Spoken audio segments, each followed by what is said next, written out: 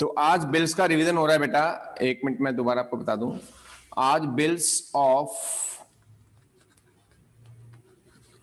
Exchange chapter का revision हो रहा है और मैं एक क्वेश्चन आपको लिखवा रहा हूं। A sold goods to B for ₹10,000 at 10% trade discount.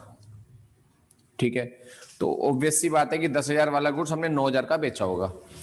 B ने 50% अमाउंट तो इमीडिएटली पे कर दी, तो जो 9,000 का हमने गुड्स बेचा होगा उसका 50% अमाउंट हमको इमीडिएटली मिल गया, यानी कि 4,500 हमको इमीडिएटली मिल गए। तो बचे कितने? 4,500। तो ए due 2 bills of ₹2,500 and ₹2,000 respectively for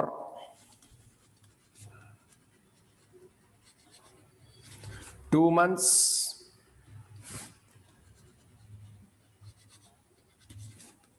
and 3 months। एक बिल, पहला बिल तो आपका हो गया बेटा 2 महीने का और दूसरा बिल हो गया आपका 3 महीने का।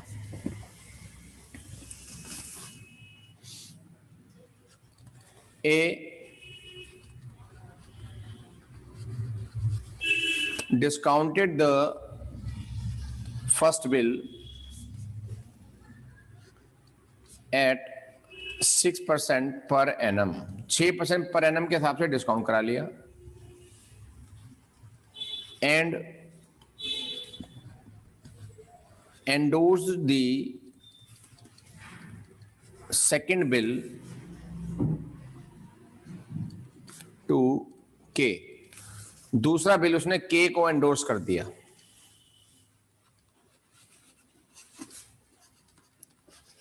Both bills were met on maturity.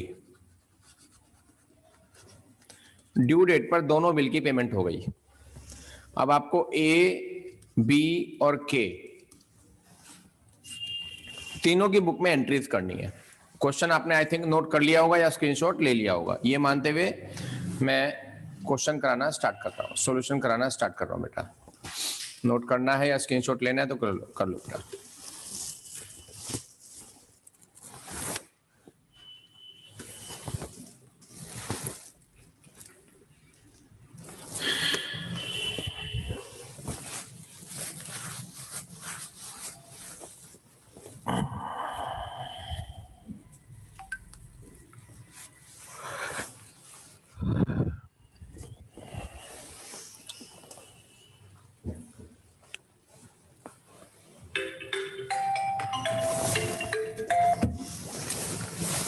हाँ,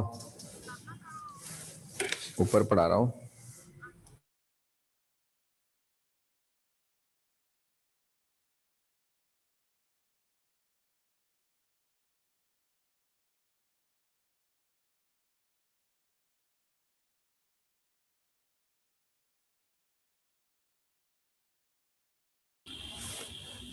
जी बेटा, क्वेश्चन आपने आई थिंक नोट कर लिया। मैं भी नोट कर लूं भाई, मुझे तो कराना है तो भाई।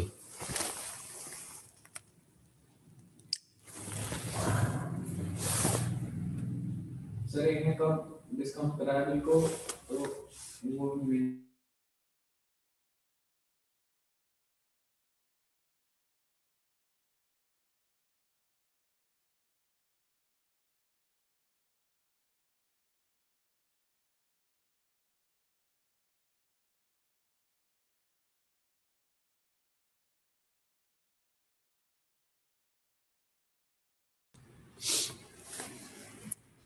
ए, बी और के तीन लोग हो गए बेटा।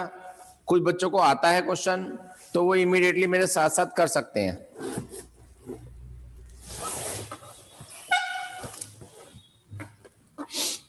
अभी तो क्योंकि मैं ही रिवाइज करा रहा हूं, आज मैं आपके सारे रूल पढ़ने को दूंगा, ठीक है ना।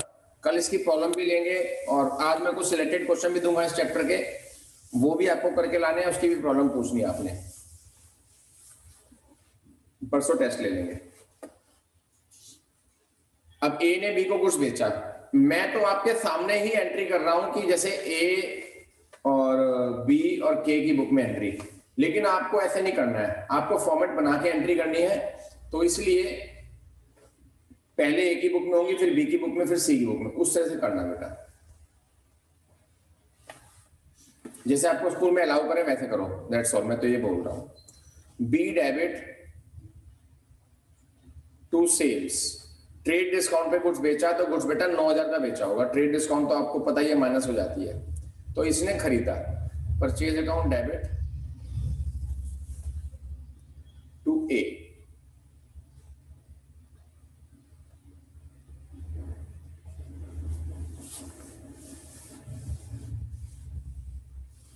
के की बुक में तो कोई एंट्री है ही नहीं, क्योंकि जब के का यूज होगा तभी तो ए की बुक में, के की बुक में एंट्री होगी। अभी तो के का कोई यूज ही नहीं।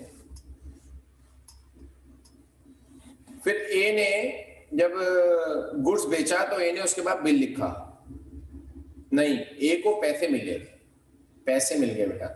कैश अकाउंट डेबिट टू आधे पैसे कितने दिए बी ने, तो टू बी 4500, ये लिखेगा ए डेबिट टू कैश 4500।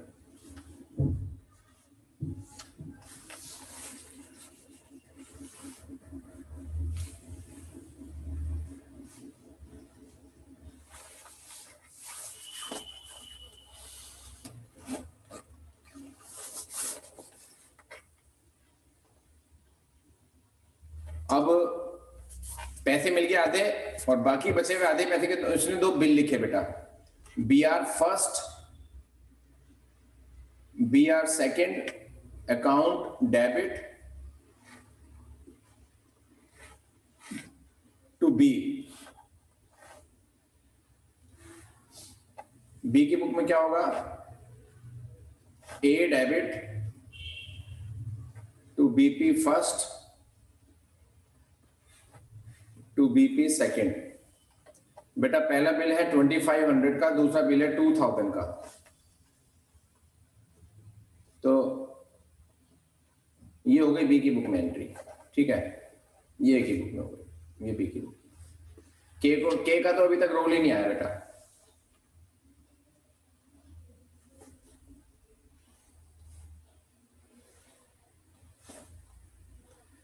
अब ए ने क्या किया, पहला बिल लिखने के बाद उसे एंडोर्स करा दिया। हाँ शिवांगी, एक मिनट बोलो बेटा। सर सेकंड और थर्ड एंट्री को हम कंबाइन नहीं कर सकते? हाँ कर सकते हैं, है ना? हाँ कर सकते हैं, बिल्कुल कर सकते हैं।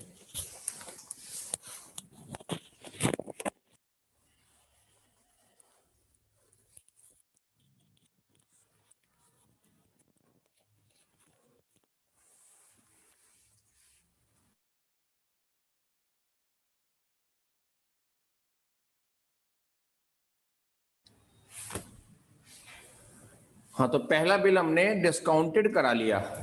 अब डिस्काउंटेड कराने की एंट्री का मतलब यह है कि हमारे बैंक में पैसे आ जाएंगे। Bank account debit, discount account debit to BR account 2500। अब डिस्काउंट कितने निकल के आई है ये आपको देखना पड़ेगा। बिल कितने महीने का था, बिल था 2 महीने का। 2500, 6% डिस्काउंट थी बेटा, 2 महीने का बिल था। काटा काटा काटा काटा 25 रुपए की डिस्काउंट आई है, तो यहां आ जाएंगे 25 रुपए और यहां आ जाएंगे 2475। यहां तक की एंट्रियों में किसी को प्रॉब्लम हो तो पूछो, तभी आगे चलेंगे बेटा।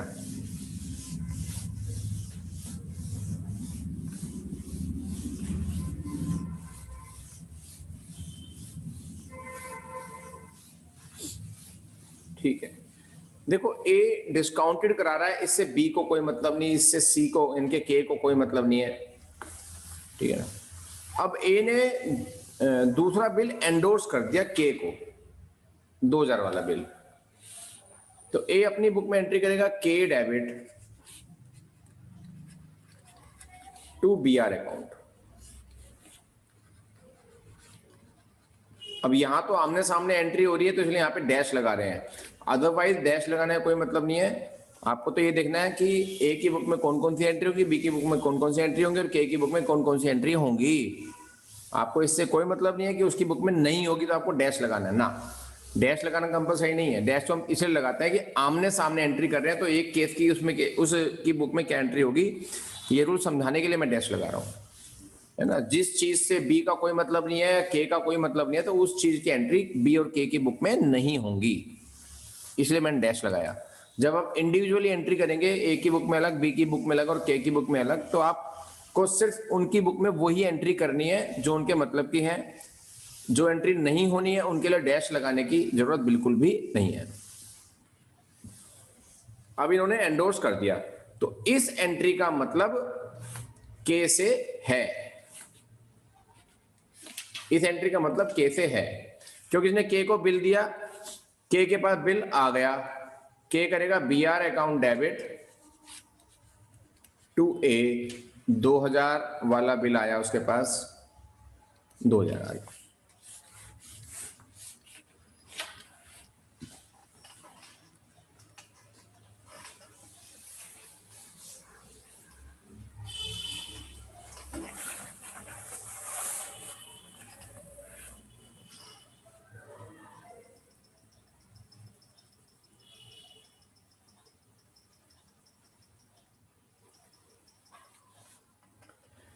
अब आई ड्यू डेट, ड्यू डेट पर दोनों बिल के पैसे पे हो गए।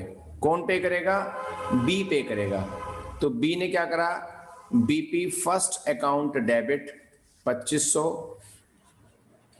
टू कैश 2500, उसने तो पहले बिल की पेमेंट कर दी। पहला बिल किसके पास है, जरा सोच लो आप बस, पहला बिल कहां पर है, पहला बिल है बैंक में, तो उसके पैसे किसको मिलेंगे, बैंक को मिलेंगे। तो ए उस पैसे को लेने की कोई भी एंट्री नहीं करेगा, के को तो इससे कोई मतलब ही नहीं है। अब आया दूसरा bill, BP second account debit to cash, इसने दूसरे बिल की पेमेंट भी कर दी। ए को तो ये वाले पैसे भी नहीं मिलेंगे क्योंकि ये बिल किसके पास है, सी के पास है, के पास है। तो के क्या करेगा, के पैसे लेने की एंट्री करेगा, cash account debit to BR account.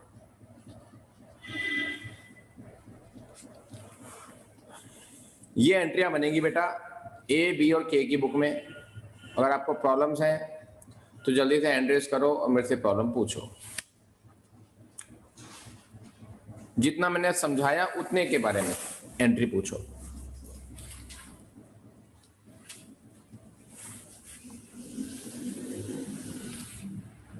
Screenshot लेना चाहो तो ले सकते हो बेटा। ये कंप्लीट क्वेश्चन आपके पास आ गया, कंप्लीट सॉल्यूशन आ गया आपके पास।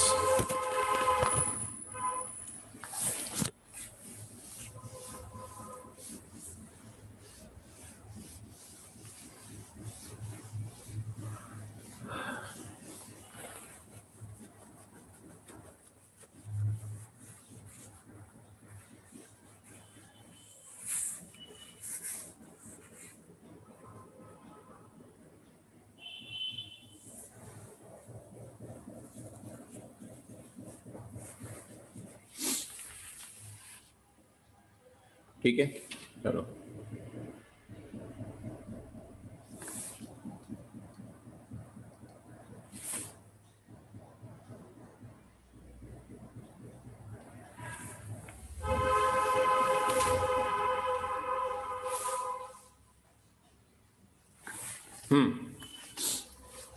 अब यही केस हम डिसऑनर में समझेंगे।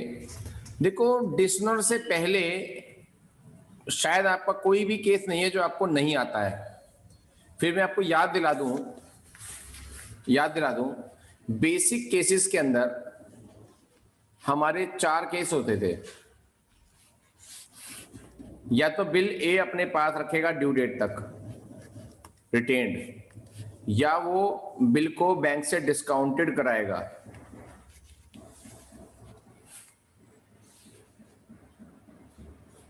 या वो एंडोर्स करेगा, और या बिल भेजेगा कलेक्शन में।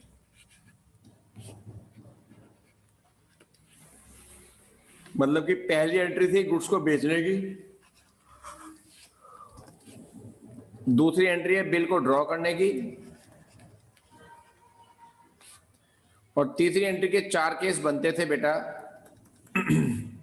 इन चारों में से कोई भी, ठीक है। हमारे बेसिक केस तो ये थे। उसके बाद एक केस है जो बाद में हुआ था, लेकिन वो इसके नंबर 4 केस है, वो मतलब नंबर 4 एंट्री का होना चाहिए।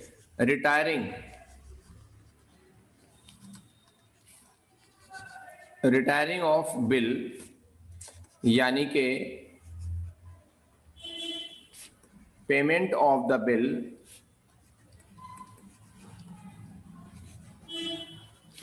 बिफोर ड्यू डेट,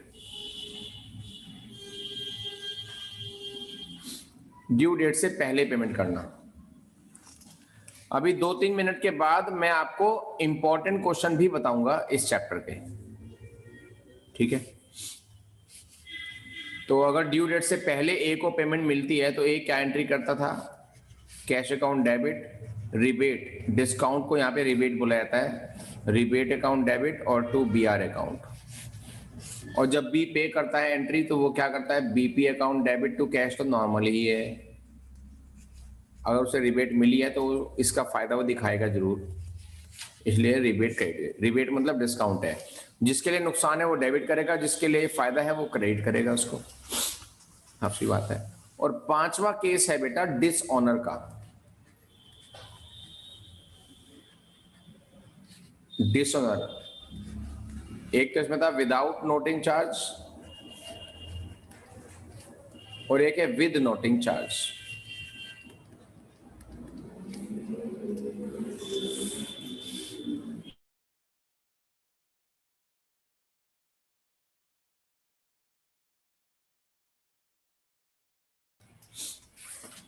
तो इतना आपका सिलेबस है बिल्स चैप्टर का। एक तो आपको इनके केसेस रीड करने हैं बहुत अच्छे से,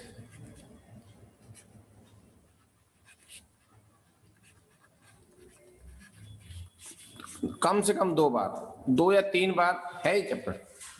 बेटा बिल चैप्टर ना ऐप पर भी है, ऐप पर अवेलेबल है बिल चैप्टर। आप ऐप से भी इसको रिवाइज कर सकते हैं, लेकिन आपको इस चैप्टर को आज फिनिश करना है। And I am going to give you the important questions also. इस चैप्टर में आपको क्या क्या प्रिपेयर करना है वो मैं आपको अभी बता रहा हूं, ठीक है ना। ऐसे में सारे चैप्टर्स का रिवीजन करा दूंगा। आज आपको सारे रूल पढ़ने हैं, सिलेक्टेड क्वेश्चंस करने हैं, और कल आपको इसकी प्रॉब्लम्स पूछनी है, ठीक है ना। सिंसियर होना है बेटा। रिटर्न में प्रैक्टिस करोगे तो आपका पूरे पूरे मार्क्स आएंगे। रिटर्न में प्रैक्टिस करना जरूरी है।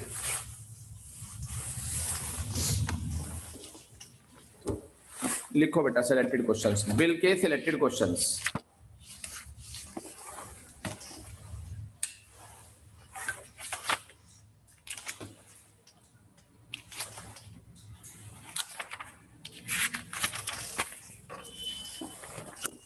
मैंने दिए थे क्या? मुझे लग रहा है मैंने दिए थे।